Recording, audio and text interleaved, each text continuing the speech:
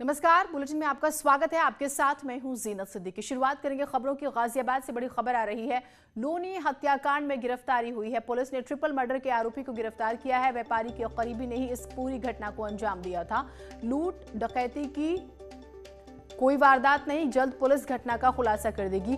कल व्यापारी और उसके 2 बेटों की हत्या हुई थी, तो करीबी ने ही इस पूरी वारदात को अंजाम दिया। रंजिशन भी इसे माना जा रहा है, पुराना कोई विवाद, उससे भी इसे जोड़कर देखा जा रहा है।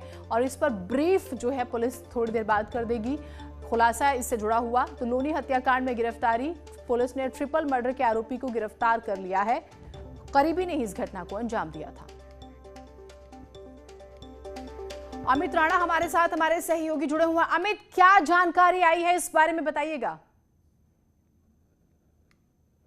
देखिए, जिस तरीके से कल अल सुबह जैसे ही लोनी में होती है, उसके बाद पता चलता है कि एक व्यापारी की और उसके 2 बेटों की गोली मारकर हत्या कर दी गई है। वहीं तीसरी ओर उसकी जो वाइफ थी उसको भी गोली मारी गई थी, जो कि अभी भी जिंदगी और मौत के बीच में अस्पताल में जूझ रही है। इस मामले का भी 24 घंटे से पहले खुलासा करते हुए पुलिस ने एक आरोपी को गिरफ्तार कर लिया है। और ये बताया जा रहा है कि जो पकड़ा गया आरोपी है बेहद ही करीबी और पैसों का लेन देन का यह पूरा मामला था। हालांकि इसे पुरजोर कोशिश की गई थी कि लूट और डकैती यहां डाली गई है, लेकिन जो पूरा मामला निकल कर आया है अभी तक तफ्तीश में, उसमें यही आया है कि घर का बहुत ज्यादा परिचित था और इसने ही इस पूरी जघन्य वारदात को अंजाम दिया और पैसों के लेन देन के चलते ही इस पूरी घटना को अंजाम भी दिया गया। पुलिस अभी भी अन्य मामलों में भी इससे जांच पड़ताल कर रही है और जल्दी तकरीबन दोपहर के समय पुलिस प्रेस कॉन्फ्रेंस कर पूरा खुलासा भी कर देगी। दोपहर में प्रेस कॉन्फ्रेंस होगी। अमित, एक चीज बताइएगा, इस पूरी घटना को अंजाम देते वक्त 1-2 लोग थे, कितने लोग थे, क्या जानकारी मिली? पूरा एक अमूमन हम देखते हैं कि बिजनेस को लेकर राइवलरीज हुआ करती हैं। देखिए, जिस तरीके से इस जघन्य वारदात को अंजाम दिया गया, घर में उस समय 5 लोग मौजूद थे और 5 में से 4 लोगों को गोली मारी गई थी। 3 लोगों की मौके पर ही मौत हो गई, जबकि एक को भी अस्पताल में एडमिट कराया गया है। मैं आपको बताना चाहूंगा जिस तरीके से इस जघन्य हत्याकांड को अंजाम दिया गया था, क्योंकि बताया जा रहा था कि डकैती की है और विरोध करने में मारा गया है। अमूमन देखने को मिलता है अगर किसी घर में इस तरह की वारदात होती है तो जो डकैती डालने आते हैं, चोरी करने आते हैं चोर, वो डराने के लिए बेशक फायर करते हैं, लेकिन जिस तरीके से व्यापारी को 3 गोली मारी गई, उसके एक बेटे को 3 गोली मारी गई, दूसरे बेटे को 2 गोली मारी गई और उसकी वाइफ को भी 1 गोली मारी गई, तो ये इससे साफ ये जाहिर हो रहा था कि जो भी घर में घुसा था उसका मकसद महज इनको लूटपाट का नहीं था, उसका मकसद था इन सबकी हत्या करना। क्योंकि 3-3 गोली जिस तरीके से मारी गई, तो इससे साफ तौर पर पता ये चलता है कि वो मारने के मकसद से ही घुसा था। और जिस तरीके से 3 मंजिला मकान बना हुआ था और उस मकान के अंदर डायरेक्ट एंट्री नहीं हो पा रही थी, तो कोई परिचित की आशंका जताई जा रही थी। और इसी पूरे मामले का पटाक्षेप करते हुए पुलिस ने एक आरोपी को गिरफ्तार किया है, जो कि इनका भतीजा बताया जा रहा है और पैसों का लेन देन भी उसमें बताया जा रहा है। और अभी तक पुलिस का कहना यही है कि जो आला कत्ल है वो भी इनसे बरामद किया जा रहा है और तफ्तीश अभी चल रही है, चूंकि लेकिन पुलिस के आला अधिकारियों से अगर बात माने तो दोपहर तक इसका पूरा मामला तो दोपहर तक इंतजार करना होगा। लेकिन बहुत करीबी ने इस घटना को अंजाम दिया। जो व्यक्ति गिरफ्तार हुआ है वो भतीजा ही बताया जा रहा है। बहुत शुक्रिया अमित आपका तमाम जानकारियों के लिए। देश में कोरोना का अपडेट क्या है अब वो आपको बता देते हैं। तो 24 घंटे में 37,566 नए मामले सामने आए, बेहद कम। 24 घंटे में 907 लोगों की मौत हुई है और 56,994 लोग ठीक होकर इसी 24 घंटे में घर गए हैं। 102 दिन बाद 40,000 से कम केस आए हैं। आज जो आंकड़े आए हैं, देखिए 102 दिन यानी कि तकरीबन 3.5 महीने आप मान के चलिए। पूरा अप्रैल, मई और ये जून चल रहा है और आपने देखा कि इन 3 महीनों में खास तौर से किस तरह से आंकड़े बढ़े थे, क्या हाल हुआ था। लेकिन आज सुखद खबर है कि 37,000 से कम 37,000 के आसपास मामले आए हैं, 40,000 से कम। तो ये एक अच्छा संकेत है 24 घंटे में। और फिलहाल देश में कुल एक्टिव केस जो है वो 5,52,659 है।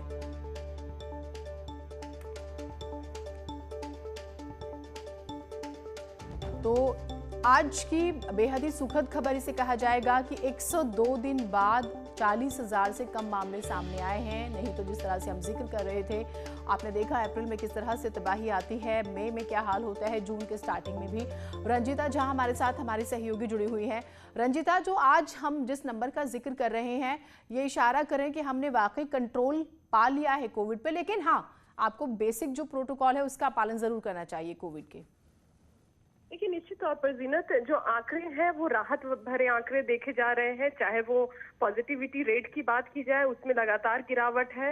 रिकवरी रेट जो है वो 56% कह सकते हैं कि जो है वहां तक पहुंच चुका है, 96% तक माफ कीजिएगा पहुंच चुका है। इसके साथ ही जो मृत्यु दर है उसमें भी कमी आई है। लगातार जो वैक्सीनेशन का जो ड्राइव चल रहा है, स्टेट वाइज बात करें या फिर केंद्र सरकार जिस तरह से इसकी मॉनिटरिंग कर रहा है, उसको लेकर भी एक बड़ी उपलब्धि है। अब भारत जो है वो विश्व में पहला ऐसा देश है जिसमें सबसे ज्यादा वैक्सीन जो है वो हुए हैं। इसके साथ ही जीनत, क्योंकि अब आंकड़े जो है वो लोगों को राहत पहुंचा रहे हैं, लेकिन इसके साथ ही लगातार स्वास्थ्य मंत्रालय और जो विशेषज्ञ हैं उनका ये कहना है कि तीसरी लहर को लेकर जो अंदेशा है उसको ज्यादा प्रभावी ना बनाया जाए। इसके लिए जो कोरोना प्रोटोकॉल है उसका पूरी तरह से पालन होना चाहिए, क्योंकि अब अनलॉक की प्रक्रिया चल रही है। तमाम जो जरूरी चीजें हैं उसको लेकर जो है वो फैसला ले लिया गया है। लेकिन ऐसे में जरूरी ये है कि लोग जो है वो प्रोटोकॉल का पालन करें, मास्क लगाएं और सोशल डिस्टेंसिंग बरकरार रखें। ठीक, बहुत शुक्रिया आपका तमाम जानकारियों के लिए। और अगर ऐसा करेंगे तभी हमारे आंकड़े जो हैं वो शून्य भी हो पाएंगे। राष्ट्रपति रामनाथ कोविंद के यूपी दौरे का आज 5वां दिन है। राष्ट्रपति आज लखनऊ में कई कार्यक्रमों में हिस्सा लेंगे। सबसे पहले वो योगी कैबिनेट के मंत्रियों से मुलाकात करेंगे। फिर सुबह 11:30 बजे बाबा साहेब भीमराव अंबेडकर कल्चरल सेंटर का वर्चुअल शिलान्यास करेंगे।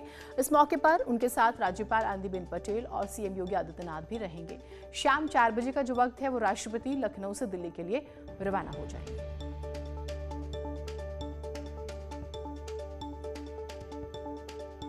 भारत के राष्ट्रपति रामनाथ कोविंद के 5 दिवसीय यूपी दौरे का आज अंतिम दिन है। ऐसे में उनके द्वारा जहां 11:30 बजे लोक भवन जाकर के वर्चुअली रूप से ऐशबाग में बन रहे बाबा साहब भीमराव अंबेडकर केंद्र का उद्घाटन किया जाएगा। 1.34 एकड़ में बन रहे इस केंद्र में जहां बाबा साहब की 25 फीट की प्रतिमा लगाई जाएगी, वहीं दूसरी तरफ 750 दर्शकों की दीर्घा को लेकर के यहाँ पे बने ऑडिटोरियम में शोध, पुस्तकालय व अन्य सभी समस्त संसाधन होंगे। ऐसे में इस केंद्र को लेकर के जहां प्रदेश और साथ ही साथ देश में भी खुशी की लहर है। ऐसे में देखने वाली बात यह होगी कि केंद्र के अनावरण के बाद में रामनाथ कोविंद जो भारत के राष्ट्रपति हैं वो और यूपी की जनता को क्या देते हैं। कैमरा पर्सन गोपी के साथ प्रशांत किशोर पांडे, न्यूज़ 18 लखनऊ। और हमारे साथ हमारे 2 सहयोगी जुड़े हुए हैं। प्रशांत पांडे हमारे साथ लखनऊ से जुड़े हुए हैं, अनामिका भी हमारे साथ लखनऊ से जुड़ी है। अनामिका, मैं आपसे शुरुआत करती हूँ। आज का जो पूरा कार्यक्रम है जरा वो बताइएगा राष्ट्रपति जी का।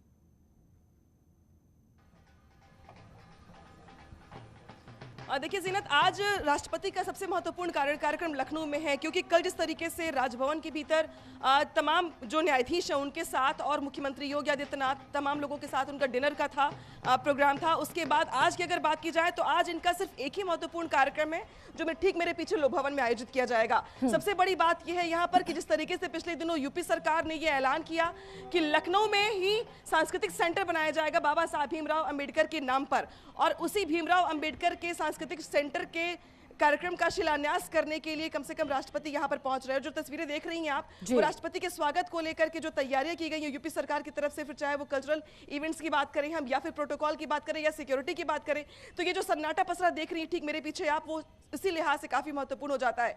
अब महत्वपूर्ण बाबा साहब भीमराव अंबेडकर के जो स्मारक बनने वाला है या जो कल्चरल सेंटर बनने वाला है उसके शिलान्यास को लेकर के भी है, क्योंकि इस पहल को यूपी सरकार के 2022 के चुनाव से जोड़कर देखा जा रहा है। बाबा साहब भीमराव अंबेडकर की जो अस्थियां हैं वो ठीक सामने देखिए आप, विधानसभा के बगल में जो आपको वो रास्ता दिखाई दे रहा है, ठीक वहीं पर अंबेडकर महासभा के भीतर बाबा साहब भीमराव अंबेडकर की अस्थियां रखी गई हैं। लेकिन वो जगह चूंकि बहुत छोटी है तो बाद में ये कहा गया कि बाबा साहब भीमराव अंबेडकर के लिए एक स्मारक बनाया जाएगा, एक कल्चरल सेंटर बनाया जाएगा जहां पर उनकी 25 फीट की जो प्रतिमा है अब वो भी लगाई जाएगी, सभागृह होगा, रिसर्च सेंटर होगा ताकि स्टूडेंट्स वहां पर आकर रिसर्च भी कर सके। तो इस तरीके का जो सरकार का प्लान था उसके लिए लखनऊ के ऐशबाग इलाके में जमीन दी गई है, जमीन को मंजूरी मिल चुकी है, लेकिन उसका शिलान्यास रामनाथ कोविंद करेंगे इसी लोक भवन के भीतर। ठीक, ये बहुत महत्वपूर्ण बात। एक और जानकारी आई थी प्रशांत, वो ये कि मंत्रियों से भी बात करेंगे, उस बारे में बताइएगा जरा। अभी आप कहां पर हैं वो भी, और मंत्रियों से बात करने का भी जिक्र है। निश्चित रूप से बात करें तो इस समय हम लोग राजभवन के पिछले हिस्से में हैं, जहां पर सुरक्षा कारणों से इस समय राजभवन पे वहां पर रोक लगा दी गई है। तो ऐसे में मंत्रियों से भी मुलाकात की बात की जा रही है और मंत्रियों से भी मिलने का उनका कार्यक्रम है।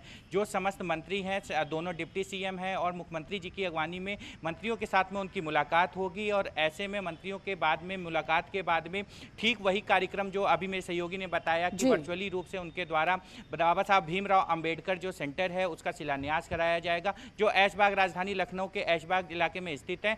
सबसे बड़ी बात करें तो 1.34 एकड़ में ये स्थित है और 750 दर्शकों की दीर्घा के अनुसार इसको बनाया गया है। एक बार में 750 दर्शक। तो ऐसे में बाबा साहब भीमराव अंबेडकर से जुड़ी यहाँ पर समस्त पुस्तकालय, समस्त पुस्तकें, रिसर्च सेंटर और साथ ही साथ देश और विदेश के जो भी छात्र हैं उनके अनुसार भी इस सेंटर को यहाँ पर डेवलप किया जाएगा। जीनत, ठीक, बहुत शुक्रिया आप दोनों का। जानकारी आपसे हम लेते रहेंगे जैसे ही राष्ट्रपति पहुंचेंगे और ये कार्यक्रम पूरा शुरू होगा। लेकिन काफी कुछ इसमें जो है सियासी तौर पर भी देखा जा रहा है 2022 को लेकर। खैर, मेरठ में साधु की हत्या की गई है, ईंट पत्थरों से पीट पीट कर मार डाला गया। घटना के बाद पुलिस पहुंची और डॉग स्क्वाड की टीम, फॉरेंसिक विभाग की जो टीम है वो भी पहुंची है। और किन लोगों ने हत्या की है अभी इसका खुलासा नहीं हुआ है। मेरठ के थाना मुंडाली के कैथवाड़ा की एक घटना है जहां पर एक साधु को बुरी तरह से मारा गया है ईंट पत्थरों से हमला करके। फिलहाल किन लोगों ने इस पूरी घटना को अंजाम दिया ये अभी साफ नहीं हो पाया है। टीम्स इन्वेस्टिगेशन शुरू कर चुकी हैं। तो मेरठ के मुंडाली से ये खबर आ रही है जहां पर एक साधु की बुरी तरह से हत्या की गई है और ये जो हत्यारे हैं ये फरार हैं, इनकी तलाश की जा रही है और उसके बाद ही स्पष्ट हो पाएगा कि क्या कोई पुरानी रंजिश थी किसी चीज को, क्या पैसों का लेन देन था, कोई विवाद था या फिर क्या कारण था। ये तभी स्पष्ट हो पाएगा जब इनमें से कोई भी पुलिस के हत्थे चढ़ेगा।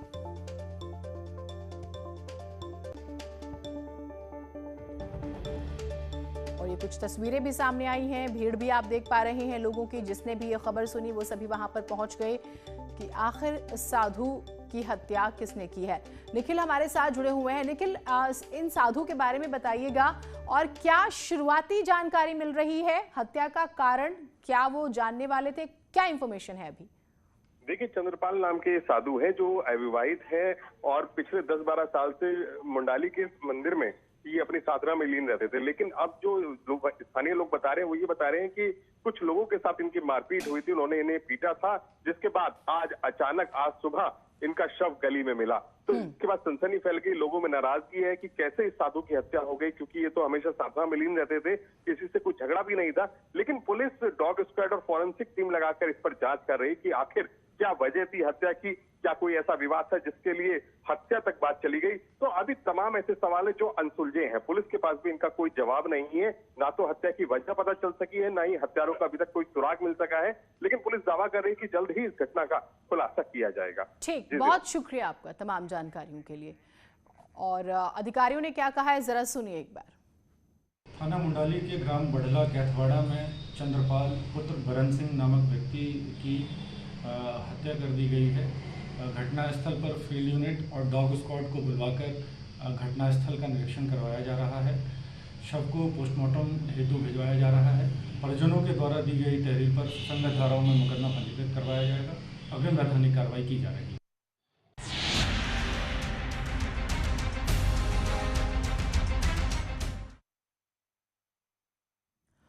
और अब बात करेंगे धर्मांतरण की, क्योंकि नया खुलासा ये हुआ है कि धर्मांतरण के लिए ये स्पेशल कोड का इस्तेमाल किया करते थे। तकरीबन 7 तरह के कोड वर्ड्स थे इस धर्मांतरण के लिए। एटीएस ने 6 कोड वर्ड्स को डिकोड भी किया है।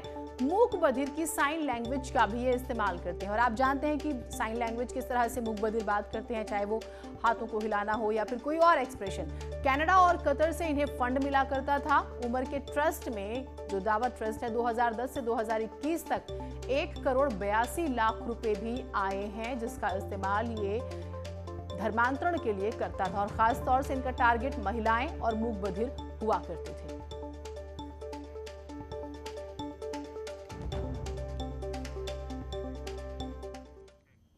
उधर सोनभद्र में मानवता को शर्मिंदा करती घटना सामने आई। आरोप के मुताबिक यहां एक शख्स ने 15 दिन के मासूम को जिंदा दफन करने की कोशिश की है, लेकिन क्यों ऐसा किया, हमारी इस रिपोर्ट में देखें आप।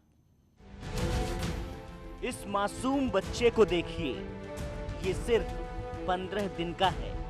लेकिन 15 दिन के इस मासूम को जान से मारने की कोशिश की गई। एक शख्स इस बच्चे को जिंदा दफनाना चाहता था, लेकिन इससे पहले इस मासूम का कत्ल किया जाता, एक महिला को इस बच्चे की रोने की आवाज आ गई। वो ये पता लगाने की कोशिश करने लगी कि बच्चे के रोने की आवाज कहां से आ रही है। इस महिला को करीब आते देख जो शख्स इस बच्चे को दफनाना चाहता था, वो वहां से भाग गया। इस महिला ने बच्चे को गड्ढे से बाहर निकाला और अपने घर ले गई। बच्चा कौन ले गया है? बोलो बच्चा कौन ले गया? कौन थाने का था? क्या बोले वो? कुछ नहीं बोला कि जा रहे हैं, इसको चेक करवा रहे हैं, चेक करवा कर ला देंगे। फिर और क्या बोले? कुछ नहीं बोला, आपस आ रहे हैं बोला, फिर आपस आ रहे हैं बोला। अब पता नहीं आता है कि नहीं आता है, पता नहीं जीवन हम बचाए हमें से लूट के ले गया। आसपास के लोगों ने मामले की जानकारी पुलिस को दी। पुलिस की टीम मौके पर पहुंची। लोगों की भारी भीड़ जम चुकी थी। कुछ लोगों ने उस शख्स को देखा भी जो इसे दफनाना चाहता था, लेकिन वो कौन है कोई नहीं जानता। नवजात शिशु को, जिसकी उम्र लगभग 15 दिन के आसपास होगी, उसको कोई व्यक्ति ला करके एक गड्ढे में रख रहा था। जब बच्चे की रोने की आवाज़ आई तो वहाँ कुछ लोग उधर की ओर आकृष्ट हुए, तो जो व्यक्ति रख रहा था वो अज्ञात व्यक्ति था, वहाँ से खिसक लिया। इस मासूम और मौत के बीच मानो ये महिला दीवार बनकर खड़ी हो गई। वो उसे मौत के मुंह से वापस ले आई। अगर कुछ और देर हो जाती तो इस मासूम को जिंदा दफन कर दिया जाता। बच्चे को पुलिस के हवाले करते वक्त इस महिला की आंखों में आंसू आ गए। गांव के लोग भी बेहद भावुक हो गए। पुलिस ने बच्चे को जिला अस्पताल में एडमिट करवा दिया। चाइल्ड वेलफेयर कमेटी को भी जानकारी दे दी गई। लेकिन इस घटना के बाद कई सवाल खड़े हुए। वो कौन शख्स था जो इस बच्चे को मारना चाहता था? क्या वो इस मासूम का पिता था? अगर हाँ, तो कोई पिता अपने बेटे को क्यों मारना चाहेगा? इस बच्चे के माता पिता कौन है? ये वो तमाम सवाल हैं जिनके जवाब ढूंढना पुलिस के लिए बड़ी चुनौती है। सोनभद्र से न्यूज़ 18 के लिए रंगेश सिंह की रिपोर्ट। कई बार